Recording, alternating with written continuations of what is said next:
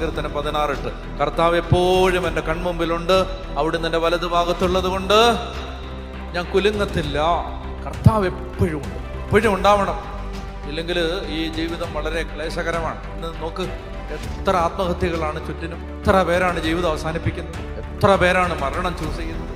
ഒറ്റ കാര്യമുള്ളൂ, കർത്താവ് ഏതാപത്തിലും എൻ്റെ കർത്താവിൻ്റെ കൂടെയുണ്ട് എന്ന് വിശ്വസിക്കാൻ പറ്റാത്ത ഒരവസ്ഥയിൽ ജീവിതം അവസാനിപ്പിക്കാം. നമ്മൾ എന്നും പ്രാർത്ഥിക്കണം. വിശുദ്ധര് പറഞ്ഞിട്ടുണ്ട്, പ്രത്യേകിച്ച് അമ്മ തെരേസ്യ മാനസിക പ്രാർത്ഥനയെക്കുറിച്ച് പഠിപ്പിച്ചപ്പോൾ പറഞ്ഞിട്ടുണ്ട്, നിങ്ങൾ പ്രാർത്ഥിക്കാനിരിക്കുമ്പോൾ ഈശോയുടെ ഒരു രൂപം മനസ്സിൽ തെളിയണം.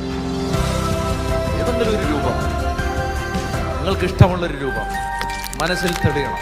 നമ്മൾ ഒരാളെ ജീവനോടെ കാണണം.